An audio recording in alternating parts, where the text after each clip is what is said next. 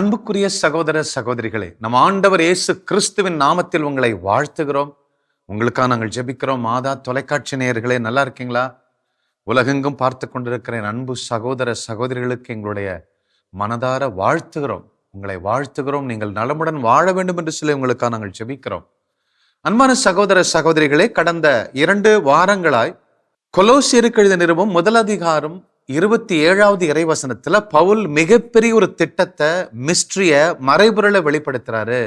The heart of the gospel throbs in this truth என்று சொன்ன நற்செய்தியின் இதயம் இந்த வசனத்துல தான் துடிக்குது என்று சொல்றாரு. அவர் என்ன சொல்றாரு? உலகத்துக்கு மீட்பை கொண்டு வரக்கூடிய இயேசு கிறிஸ்து உனக்குள், உங்கள் இதயத்துக்குள் வாழுகிறார் என்பதுதான் அது மிகப்பெரிய மறைபொருள். இந்த மறைபொருளை வெளிப்படுத்த தான் இயேசு கிறிஸ்து இந்த உலகத்துக்கு வந்தார் என்று சொன்னார்.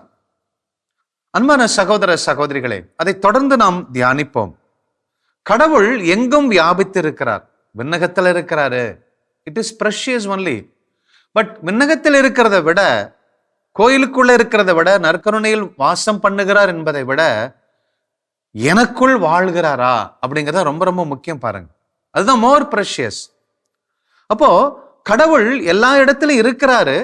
ஆனா அப்படி இருக்கிற கடவுள் எனக்குள் வாழுகிறாரா? அந்த வாழுகிறத நான் புரிஞ்சுக்கிறேன்னா, அதுக்கு நான் கான்சியஸா இருக்கிறேனா, அந்த பிரசன்னத்துக்கு நான் உணர்வுள்ளவனா இருக்கிறேனா அப்படிங்கிறதான் ஆவியிலும் உண்மையிலும் ஆராதிப்பதனுடைய 2வது படி என்று நாம் தியானித்துக் கொண்டிருக்கிறோம். அன்பான சகோதர சகோதரிகளே, கடந்த வாரம் நான் சொன்னேன், மீனவர்கள் இருக்காங்க, கடலுக்கு போகும்பொழுது மீன் நிறைய கிடைக்கும் நம்பிக்கிட்டு போறாங்க. கடல் முழுசும் பல்வேறு விதமான மீன்கள் இருக்கிறது. பிரஷியஸ். அது ஒரு ஆசீர்வாதமான ஒரு விஷயம்தான், மேன்மையான காரியம்தான். ஆனால் அவங்க 10 நாள் 20 நாள் போறாங்க. தன் போட்டுக்குள்ள, எந்த வலைக்குள்ள எந்த மீனும் விடலைன்னா, கடற்குள்ள மீன் இருந்து என்ன பிரயோஜனம்? கடலுக்குள்ள அவ்வளவு மீன் இருந்து என்ன பிரயோஜனம்? அது எப்ப அந்த மீன் வலைக்குள்ள வந்து பிடிச்சு தன்னுடைய போட்டுக்குள்ள போடுறாங்களோ அப்பதான் அந்த மீன் தனக்குரியது, தன் கடனை அடைக்க முடியும், குடும்ப ஆசீர்வாதங்களுக்காக செலவு பண்ண முடியுங்கிற நம்பிக்கை வரும். இதே தான் கடவுள் பரலோகத்துல வாசம் பண்றாரு, மரத்துல இருக்கிறாரு, பூமியில இருக்கிறாரு, அங்க இருக்கிறார், எல்லா இடத்துலயும் தான் இருக்கிறார். He is omnipresent, omniscient, omnipotent. எங்கும் வியாபித்து இருக்கிற கடவுள், சர்வ வல்லமையுள்ள கடவுள். அவர் இல்லாத இடம் எதுவுமே இல்லை. ஆனால் அது எனக்கு என்ன விசேஷத்தை, நன்மையை கொடுக்கிறது? அன்பான சகோதர சகோதரிகளே, நீங்க மூணாறு, ஊட்டி, கொடைக்கானல்லாம் போயிருப்பீங்க. அப்போ போயிருக்கும் பொழுது அந்த லேண்ட்ஸ்கேப் பாருங்க, மலைகள், அப்புறம் வேலி, பள்ளத்தாக்கு, அப்புறம் மலை, அங்க மரங்கள், இங்க செடிகள், பூக்கள், இப்படி பல்வேறு கண்ணுக்கு மிக அழகான காட்சிகளை நம்ம பார்க்கிறோம். தான் லேண்ட்ஸ்கேப் என்று சொல்லுகிறோம், பியூட்டிஃபுல் லேண்ட்ஸ்கேப் என்று சொல்றோம். அப்போ காலையில பாத்தீங்கன்னா ஒரு 7-7:30 பாத்தீங்கன்னா அந்த இளம் வெயில் அழகா அந்த மரத்து மேல, அந்த பசுமை படர்ந்த அந்த மலை பகுதியில அழகா அப்ஸ் அண்ட் டவுன்ஸ்ல, கிரஸ்ட் அண்ட் வேலிஸ்ல அழகா படர்ந்திருக்கு. பூக்களுடைய கலர்களை அழகா இலுமினேட் பண்ணுது. இப்போ இதெல்லாம் பார்க்க கண்ணு தெரிஞ்சவங்களுக்கு மட்டும்தான் அந்த பியூட்டி ஆஃப் த சன்லைட், அந்த பியூட்டி ஆஃப் த லேண்ட்ஸ்கேப் ஒரு நன்மையை தரும். கண்ணு தெரியாத ஒரு பிளைண்ட் அந்த இடத்துல நடந்து போனாலும், அந்த மலையிலே அமர்ந்திருந்தாலும், அந்த பிளைண்டால அதை புரிஞ்சிக்க முடியாது. அந்த அழக, மாண்பை ரசிக்க முடியாது. இருக்கு, சூரியன் அடிச்சா மலை நல்லா இருக்கும், மலர்கள்லாம் அழகா தெரியுங்கிறது தெரியும். ஆனா அதை அனுபவிக்க முடியாது. பாருங்களேன், எல்லா இடத்திலும் கடவுள் இருக்கிறார், கோயில்ல இருக்கிறாரு, வார்த்தையில இருக்கிறாரு. ஆனா அவர் எனக்குள் இருந்தா மட்டும்தான் கண்ணு தெரிந்த அவனுக்கு அந்த லேண்ட்ஸ்கேப் பியூட்டி, சன்லைட் அடிக்கும் பொழுது அந்த இயற்கையினுடைய அழக புரிந்து கொள்ளுகிற மாதிரி கடவுளை நாம் புரிந்து கொள்ள முடியும். when I realize God's presence in me. அன்புக்குரிய சகோதர சகோதரிகளே, இன்னைக்கு இருக்கக்கூடிய மிகப்பெரிய ஒரு பிரச்சனை இதுதான். உலகத்துல கடவுள் ஒரு புளிய மரத்துல தொங்கிட்டு இருக்கிறாரு, ஒரு சிலுவையில தண்ணி வருது அப்படின்னா ஓடி போய் பார்ப்பாங்க. மாதா சுருவத்துல ரத்தம் வருதுன்னா ஓடி போய் பார்ப்பாங்க. அந்தோனியார் சுருவத்துல காலில் ஏதோ தண்ணி வருதுன்னு சொன்னா ஓடி போய் பார்ப்பாங்க. ஆனால் கடவுள் உனக்குள்ள வாழ்றாரியாங்கிறத ஏற்றுக்கொள்ளாத மக்கள் தான் இன்னைக்கு அநேகர் இருக்கிறாங்க.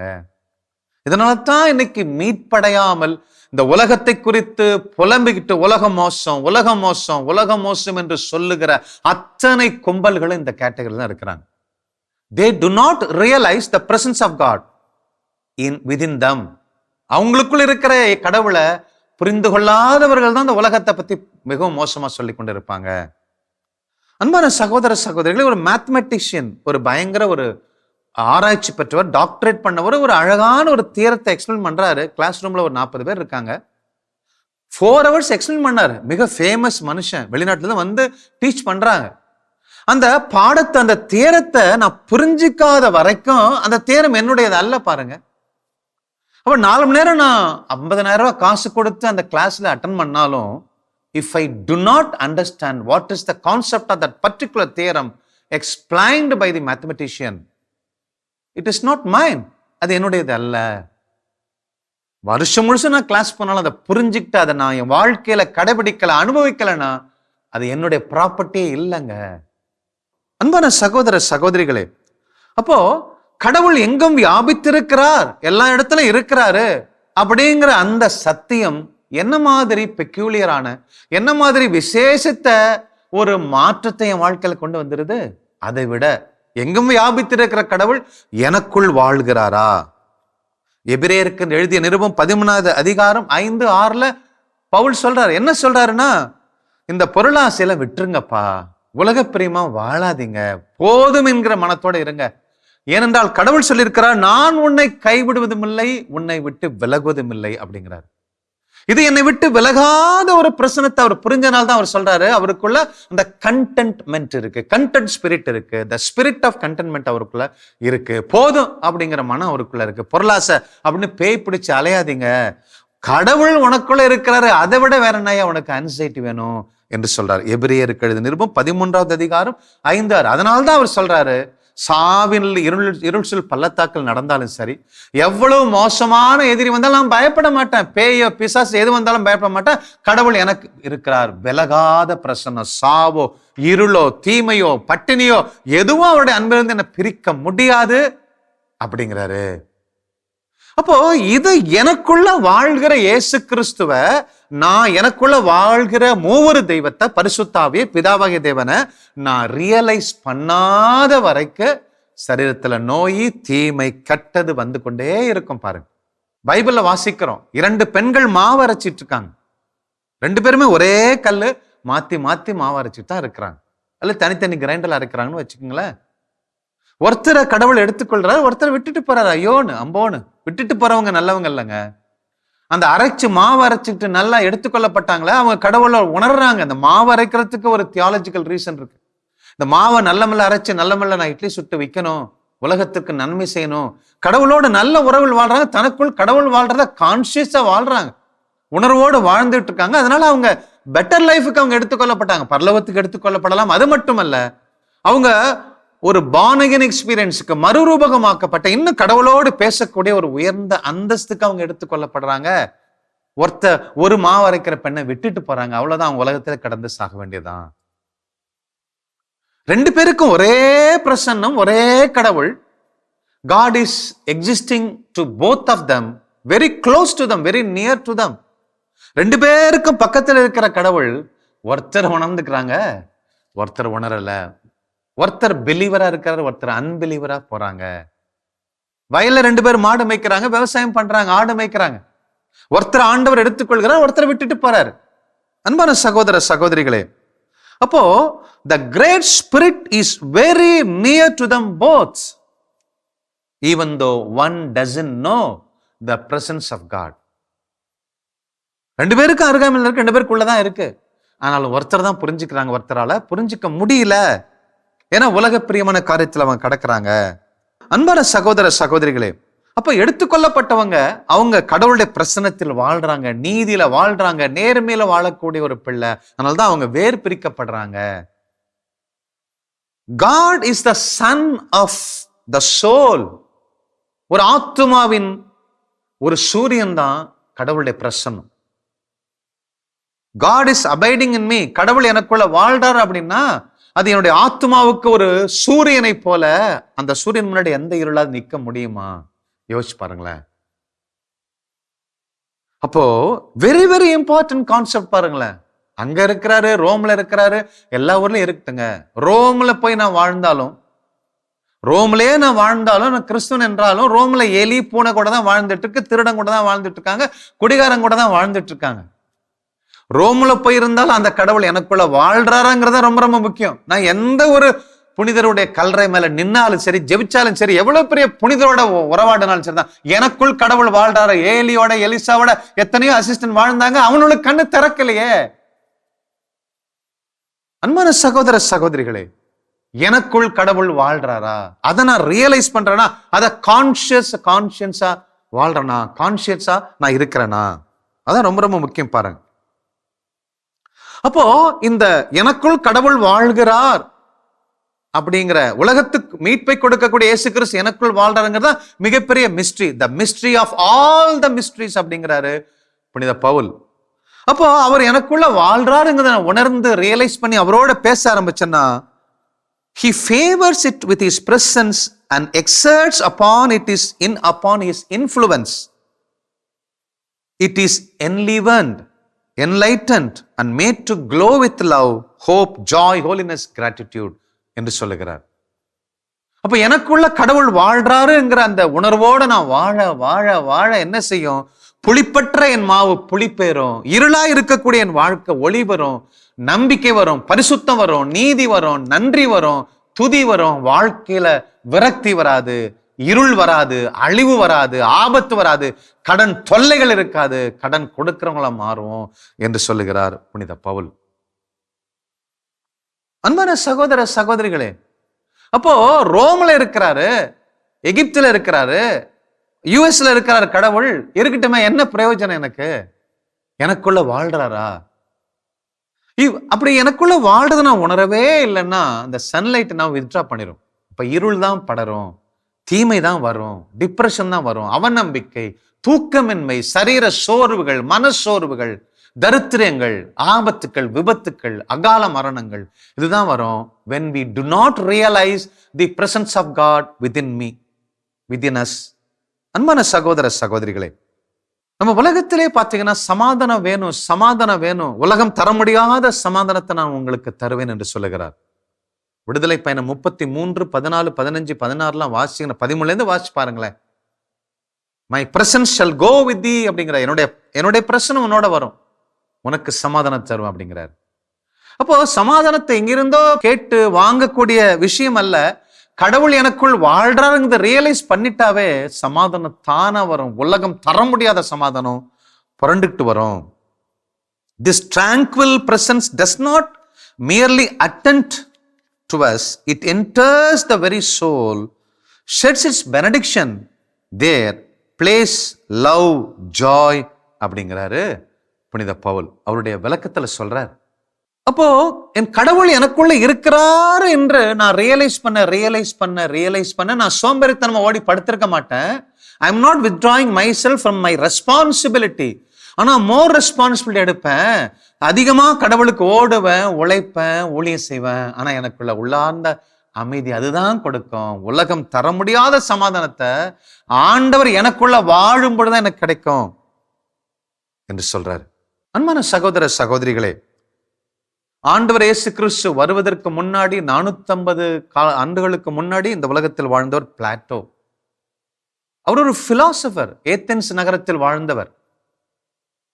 அவர் சாக்ரட்டிஸ் அப்படிங்கிற ஒரு பிலாசபருடைய ஸ்டூடெண்ட். ஆனா இவரு தான் அரிஸ்டாட்டிலுக்கு டீச் பண்ண ஒரு டீச்சர். ஏத்தென்ஸ் நகரத்துல வாழ்ந்தார். அவர் என்ன சொல்றாரு, அவருக்கு பாருங்க, இந்த லேண்ட்ஸ்கேப்ல சன்லைட் அடிக்கிறதுல ஒரு பகுதி அவர் தெரிஞ்சு வச்சிருக்காரு பாருங்களேன். அவர் என்ன சொல்றாரு, God is more inward to us than we are to ourselves அப்படிங்கிறார். நான் எனக்கு தெரியுது, நான் அரைக்கராஜ் தான், என் சோப் கலர் சட்டையை போட்டிருக்கிறேன், நான் இன்ஜினியரிங் படிச்சிருக்கிறேன், நான் கன்ஸ்ட்ரக்ஷன் பண்றேன், எனக்கு ஒரு மனைவி இருக்காங்க, ஒரு மகள் இருக்காங்க, எங்க அப்பா அம்மா இருக்காங்கிறது எனக்கு தெரியும், என்னை பத்தி எனக்கு தெரியும், நான் உயிரோட வாழ்றேன், நான் யாருங்கிறது எனக்கு எந்த அளவுக்கு தெரியுமோ அதை விட உண்மையானது கடவுள் நமக்குள் வாழ்றாருங்கிறதையா அப்படிங்கிற மிகப்பெரிய ஒரு சத்தியத்தை பிரகடனம் பண்றாரு இயேசு கிறிஸ்து வருவதற்கு முன்பதாக. என்ன அருமையான ஒரு டிக்ளரேஷன் பாருங்களேன். அதுதான் பவுல் சொல்றாரு, நமக்குள்ள வாழுகிற கடவுளை கண்டுபிடிக்கணுங்க. அங்கே இங்கேயும் ஓட தேவையில்லைங்க. வேளாங்கண்ணிக்கு போகலாம், வேளாங்கண்ணில மட்டும்தான் கடவுள் இருக்கிறாரா? பெங்களூர்ல இன்ஃபன்ட் ஜீசஸ் சர்ச்லாம் கடவுள் இருக்கிறாரா? ரோம்ல மட்டும்தான் இருக்கிறாரா? உலகெங்கும் வியாபித்து இருக்கிற கடவுள் உனக்குள்ள இருக்கிறாரு. ஒரு புறா தேடி என்ன பிரயோஜனம்? சக்கேயு தான் மலை மரமத்துல நின்று ஏறிட்டு இருந்தாரு. இயேசு கிறிஸ்து வந்தார், வீட்டுக்கு வந்தாரு. எப்ப பார்த்தாலும் அவரோட இருந்தாரு. இல்லையே, சொல்லிட்டு போயிட்டார். அதுக்கப்புறம் சக்கேவுக்குள்ள கடவுள் வாழ ஆரம்பிச்சார். எல்லாத்தையும் கொடுத்தார் எல்லாருக்கும். அன்பான சகோதர சகோதரிகளே, அப்போ அவர் எதுக்காக இப்படி சொல்றாரு? பிளாட்டோ பயங்கரமான இருளில் வாழ்ந்தவர் தான் அந்த தத்துவ ஞானி, தத்துவத்தை நம்பி வாழ்ந்தவர். அவர் கடவுளுடைய பிரசனத்தை தனக்குள்ள உணர்ந்த போது அவர் என்ன சொல்றாருன்னா, he dwells within us as a pitying, purifying friend to kindle celestial light in our darkness by removing the cause of our discord அப்படிங்கிறார். என்ன சொல்றாரு? பிட்டிங்னா இரக்கம் கொள்ளக்கூடிய அந்த கடவுள், ஆலோசனை கொடுக்கக்கூடிய கடவுள், என் மேல அன்பு வைத்திருக்கிற கடவுள், நண்பனா, தகப்பனா, தாயா, அவரு எனக்குள்ள இருக்கிறாரு. நான் விசுவசிக்க விசுவசிக்க அவரா வராரு, அப்படி மாறுறாரு. என் நண்பனா தூரமா இருந்த கடவுள் என் நண்பனா மாறாரு, என் ஆத்மநேசரா மாறுறாரு. அவர் என்ன செய்யறாரு? அந்த மாதிரி விசுவசிக்க விசுவசிக்க அது ஒரு செலஸ்டியல் லைட் கொடுக்குங்க. செலஸ்டியல்னா பரலோக ஒளி. அந்த செலஸ்டியல் லைட் என்பது அந்த பரலோக ஒளி எனக்குள்ள வர வர வர என் இருளை அகற்றுகிறது, சோகத்தை நீக்குகிறது. எப்படின்னா, it removes the cause of discord, conflict. கடவுளை எனக்கு உதவி செய்ய மாட்டார், இந்த கேன்சர் வியாதை நீக்க மாட்டார், இந்த வயிற்று வலி போகாது, கடவுள் இந்த இடத்துல இருக்க மாட்டார், இதை என்னால ஜெயிக்க முடியாது, நான் கருப்பா இருக்கேன், குட்டையா இருக்கேன், என்னால பேச முடியாது, வாழ முடியாதுன்னு சொல்லி எனக்குள்ள வரக்கூடிய எதிர்மறையான சிந்தனைகள். டிஸ்கார்ட் என்பது கான்ஃபிளிக்ட் மென்டாலிட்டி. அப்போ எனக்குள்ள அந்த மாதிரி மென்டாலிட்டி இருக்கிறதுனால தான் என்னால வாழ முடியல. அப்போ அந்த மாதிரி இருக்கக்கூடிய தாழ்வு மனப்பாணியை, இன்ஃபீரியாரிட்டி காம்ப்ளெக்ஸ், குற்ற உணர்வு எல்லாத்தையும் டிஸ்கார்ட் பண்ணிடுவாரு. அதற்குரிய காரணத்தை நீக்கிறாராம். அதாவது நோயை சுகப்படுத்தல, நோய்க்கான காரணத்தை எடுத்து போறாரு என்று சொல்றாரு. கடவுள் எனக்குள்ள வாழ்கிறார் என்கிற சத்தியத்தை புரிஞ்சு வாழும் பொழுது. அன்பான சகோதர சகோதரிகளே, புனித John, Saint John of gospel, நற்செய்தியாளர் அல்லது திருமுகத்தை எழுதின அப்போஸ்தலனாகிய ஜான், அவருக்கு ஒரு ஸ்டூடெண்ட் இருந்தாரு, செயின்ட் இக்னேஷியஸ் ஆஃப் அத்தனேஷியஸ். அப்போ அவருக்கு செயின்ட் இக்னேஷியஸுக்கு ஒரு பெயர் சூட்டப்படுது. அவங்க நண்பர்கள் எல்லாம் சேர்ந்து ஒரு பெயர் சூட்டுவாங்க. அவரும் சொல்லிக்குவாரு, எல்லாரும் அவரை பத்தி சொல்றது காட் பேரர் அப்படிம்பாங்க. த காட் பேரர் வராருப்பா, he is the God bearer. கடவுள் தனக்குள்ளே தூக்கி கொண்டு சுமக்கக்கூடியவர், அவரு தனக்குள்ள வாழ்றாரு, எனக்குள்ள வாழ்றாரு என்று சொல்லிக்கொண்டே இருப்பாரு செயின்ட் இக்னேஷியஸ். அப்போ இந்த செயின்ட் இக்னேஷியஸ், அப்ப ஜான் எந்த அளவுக்கு கடவுளுடைய அன்பை குறித்து அவர் சொல்லியிருந்தா இவருக்குள்ள இவ்வளவு பெரிய இம்பாக்ட் ஏற்படுத்திருக்கு. 1ஆம் நூற்றாண்டுல வாழ்ந்தவர், கிறிஸ்து பிறப்பு கிபி 67ல அவர் வாழ்ந்திருக்கிறார். அன்பான சகோதர சகோதரிகளே, அவர் பேரு தியோபரஸ், இம்மானுவேல், கடவுள் நம்மோட, கடவுள் எனக்குள் வாழ்றாரு அப்படிங்கிற கிரீக் வேர்டு தான். தியோபரஸ் பரார்ப்பா என்று சொல்லுவாங்களாம் கிரீக் லாங்குவேஜ்ல.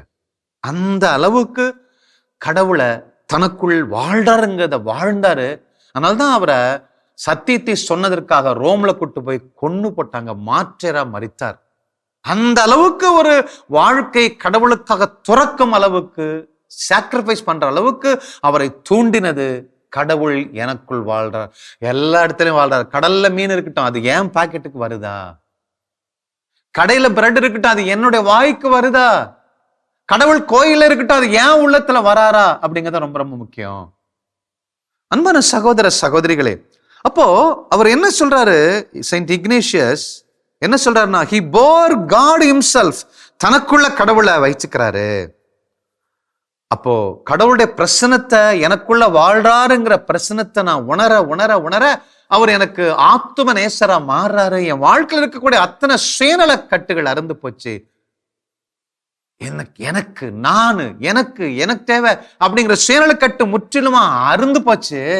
என் வாழ்க்கையை கடவுளுக்காக ஒப்பு கொடுத்த, மக்களுக்காக ஒப்பு கொடுக்க முடியும்னா உனக்குள்ள கடவுள் வாழ்றாருங்கிற உண்மையை ஏத்துக்கணும், வாழணும், கான்சியஸா வாழணும் அப்படிங்கிறார். இறைவார்த்தையில் இருக்கிறாரு, இருக்கட்டுமே, பைபிள் எல்லா கையில தான் இருக்கு. நற்கருணை இருக்கிறார், எல்லா கோயிலையும் நற்கருணை இருக்க, எல்லா இடத்துலயும் இருக்காரு, எல்லா இடத்துலயும் மரத்துல இருக்கிறாரு, கடல்ல இருக்கிறாரு, மண்ணில் இருக்கிறாரு, குப்பையில இருக்காரு, தூண்ல இருக்காரு, துரும்புல இருக்கிறாரு. இருக்கட்டுமே, என்னப்போ எனக்குள்ள வாழ்றாரா? கடல்ல மீன் இருக்கிறது முக்கியம் இல்ல, கடல் இருக்கிற மீன் என் வலையில் வருகிறதா அப்படிங்கிறதா முக்கியம். God is everywhere. Only one question, are you aware of it? கடவுள் எல்லா இடத்திலும் இருக்கிறார். God is everywhere. Are you aware of it? உனக்குள்ள வாழ்றாரு, உனக்குள்ள இருக்கிறாருங்கிறத நீங்க புரிஞ்சுக்கிறீங்களா? இந்த கேள்வியோட இந்த வாரம் நாம் நிறைவு செய்வோம். உங்கள் ஒவ்வொருவருக்குள்ளும் கடவுள் இருக்கிறார். இதை நம்ம புரிஞ்சுக்கணும். உங்களுக்குள்ளிருந்து மீட்பு இந்த உலகத்துக்கு செல்ல வேண்டும். God bless. கிறிஸ்து இயேசுவில் என் அன்புக்குரியவர்களே, உங்களுக்குள் இருக்கும் கிறிஸ்து என்பதை குறித்து நாம் பேசிக்கொண்டிருக்கிறோம். எனக்குள் இருக்கும் கிறிஸ்து, அவர் எனக்குள்ள இருந்தா மட்டும்தான் நான் கிறிஸ்தவன், நான் கிறிஸ்து அவள், இல்லாட்டி இல்லை. அதை உணர்ந்திருந்தால் மட்டும்தான் அவர் நிச்சயமா he is available to everyone. அவர் எல்லாருக்கும் பொதுவானவராக இருக்கின்றார். அவரை ஏற்றுக்கொள்ளக்கூடிய, அவரை விசுவசிக்கக்கூடிய அத்தனை பேர் உள்ளத்திலும் அவர் வந்து தங்கி அவர்களோடு வாசம் செய்ய அவர் தாகமா இருக்கின்றார். அவரை தான் வரமாட்டேன்னு சொல்றவர் அல்ல. ஏதோ நான் கதவரில் இருந்து தட்டி கொண்டே இருக்கிறேன், யாராவது திறந்தா நான் உள்ள வந்து நான் அவர்களோட தங்குவேன், அவர்களோட விருந்துண்பேன் அப்படிங்கிறார். விருந்துண்பேன் அப்படின்னா என்னன்னா அவர்களோடு ஒண்ணுமன்னா ஆயிடுறது, அவ்வளவுதான். சோ அப்படி வாழ விரும்புகிற கடவுள், அவரை பெற்றுக்கொள்வதற்கான எல்லா வாய்ப்புகளும் நமக்கு தரப்பட்டிருக்கிறது. ஒன்னே ஒண்ணு, we are not aware of his presence. அவ்வளவுதான். அவர் நமக்குள்ள வர்றாரு, எனக்குள்ள தங்கி இருக்கிறார் என்பதை நாம் புரிந்து கொள்ளாத வரை நம்முடைய வாழ்க்கை இருளானதாக இருக்கிறது. ஏனென்றால் நம்முடைய ஆன்மாவின் சூரியனாகிய அந்த கிறிஸ்துவை நான் உணராத வரைக்கும் என் ஆன்மா ஒரு இருளடைந்த நிலையில் இருக்கிறது. அதனால எனக்கு புலம்பலும், எனக்கு விரக்தியும், வாழ்க்கையை குறிச்ச ஒரு வெறுப்பும், பிறரை நேசிக்க முடியாத ஒரு தன்மையும், எப்போதும் ஒரு பற்றாக்குறை உணர்வும், செல்வத்தையும் பொருளையும் இன்பத்தையும் தேடி ஓடி அலைகின்ற ஒரு வாழ்க்கை முறையும் தான் என்னிடத்தில் காணப்படும். ஆனா எப்போ அந்த ஆன்மாவின் சூரியனாகிய அந்த கிறிஸ்து எனக்குள் இருக்கிறார் என்பதை நான் உணர ஆரம்பிச்சிட்டேனோ, நான் விசுவசிக்க ஆரம்பிச்சிட்டேனோ, அவரோட உறவாட ஆரம்பிச்சிட்டேனோ, எனக்கு இந்த வெளிப்புறமான சந்தோஷங்கள், ஆறுதல் எதுவுமே எனக்கு தேவையில்லை. ஏன்னா அந்த செலஸ்டியல் லைட், அந்த விண்ணகத்தின் ஒளி என்னை முற்றிலுமாய் ஒளிர்விக்கிறது. ஆகவே எனக்கு எல்லாமே வெளிச்சமாய் தெரிகிறது. எல்லாவற்றையும் ஆள்கிறவர், சர்வ வல்லவர், அனைத்து செல்வங்களையும் கொண்டவர் எனக்கு சொந்தமாகி போய்விட்டதுனாலே, எனக்குள் வாழ்கிறதுனாலே நான் மிகுந்த சந்தோஷம் உள்ளவளா, நான் சந்தோஷமா நான் சுற்றி பாடுவேன், ஒரு பறவையை போல, ஒரு பட்டாம்பூச்சியை போல. இதுதாங்க கடவுள் நமக்கு கொடுக்க விரும்புகிற ஒரு விடுதலையான வாழ்க்கை. அதற்கு தேவை ஒன்னே ஒண்ணு, உங்களுடைய ஆத்ம நேசராக கிறிஸ்து உங்களுக்குள் இருக்கிறார் என்பதை நீங்கள் உணர வேண்டும். அதை விசுவசிக்கணும், அதை நம்பணும், அதை வாழ ஆரம்பிச்சிடணும். அந்த இயேசுவோடு உறவாடணும். அவரை போல அவருடைய சுபாவங்கள் எனக்குள் கடத்தப்படுகிறது என்பதை உணர்ந்து மறு கிறிஸ்துவாக நான் வாழ ஆரம்பிக்க வேண்டும். பாடுவோமா, என் நேசர் நீர்தானையா என்று சொல்வீங்களா? நம்முடைய நேசம் அனைத்து எத்தனையோ பொருட்கள் மேல, மனிதர்கள் மேல இருக்கு. அது இல்லாம என்னால வாழ முடியாதுன்னு சொல்லிட்டு இருக்கமே, அதெல்லாம் மறைந்து போகக்கூடியது. அதில் நித்தியத்துக்குமான சந்தோஷத்தை நம்ம கொடுக்கக்கூடியவர் நம்ம ஆத்தும நேசராகிய கிறிஸ்து. அவர் உங்களுக்குள் வாழ்கிறார். உணர்ந்து பாடுவோம், கரங்களை தட்டி பாடுவோம், சந்தோஷமாய் பாடுவோம்.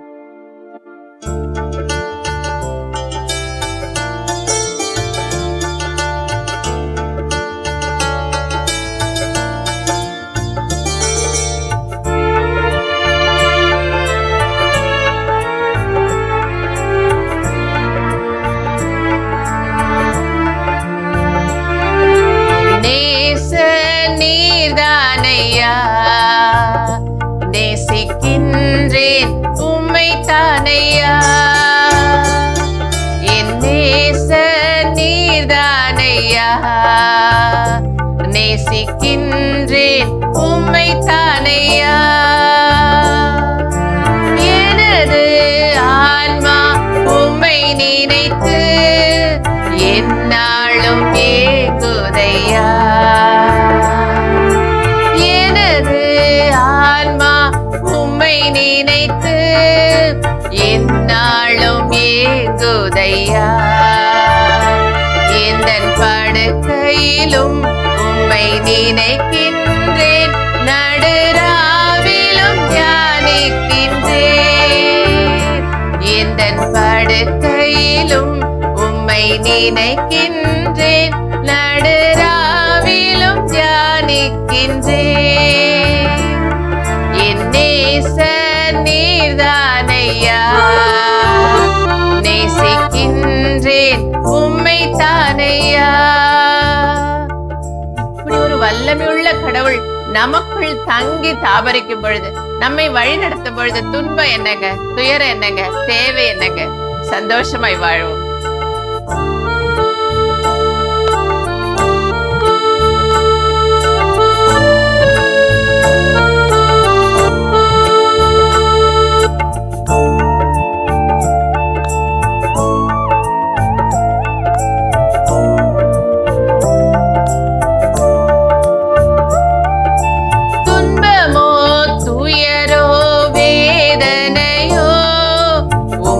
விட்டு பிரிப்பதில்லை. துன்பமோ துயரோ வேதனையோ உம்மை விட்டு பிரிப்பதில்லை. உயிர் உள்ளவரை உம்மை தான் நேசிப்பேன், வேறெதற்கும் நான் அடிமைப்படேன்.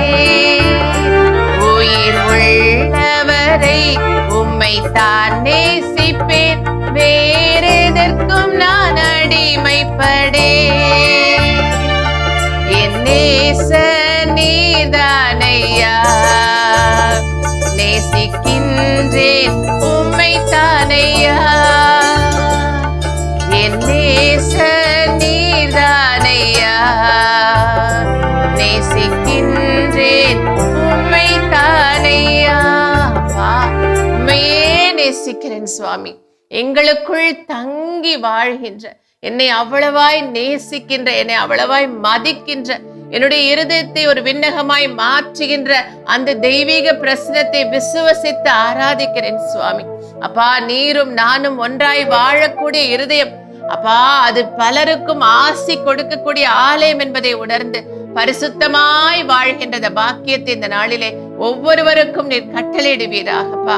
தொடுகின்ற தூரத்திலே அப்பா, உணர்கின்ற இருதயத்திலே நீர் வாசம் செய்கிறீர். உம்மை நாங்கள் எங்கோ தேடி அலைந்து சோர்ந்து போயிருக்கிறோம் சுவாமி. இந்த நாளிலே கண்களை திறந்து விடும். இதோ நான் உனக்குள் இருக்கிறேன் என்கிற உம்முடைய அந்த சத்தத்தை கேட்டு உம்மோடு உறவாடி அப்பா, உம்மிலே நிறைவடைந்து பிறருக்கு அந்த நிறைவை சந்தோஷத்தை கொடுக்கிற பிள்ளைகளாக ஒவ்வொருவரையும் ஆசீர்வதிப்பீரா. புலம்பல் மாறட்டும் அப்பா, எல்லா விதமான வெறுப்பு வைராக்கியங்கள் மாறட்டும், விரக்தி மனநிலைகள் மாறுவதா அப்பா, புத்துணர்வு பெறுவார்களா, உம்முடைய பிரசனத்தில் மகிழ்ந்து களி கூறுவார்களாக. எங்கள் ஆண்டவர் இயேசு கிறிஸ்துவின் நாமத்தில் ஜெபிக்கிறோம் எங்கள் ஜீவனுள்ள நல்ல பிதாவே, ஆமென். அன்புக்குரியவர்களே, ஆண்டவராகிய இயேசு கிறிஸ்துவின் மீது முழுமையான நம்பிக்கை கொள்வோம், நிறை வாழ்வை பெற்றுக்கொள்வோம். God bless you. இயேசுக்கே புகழ், மரியே வாழ்க.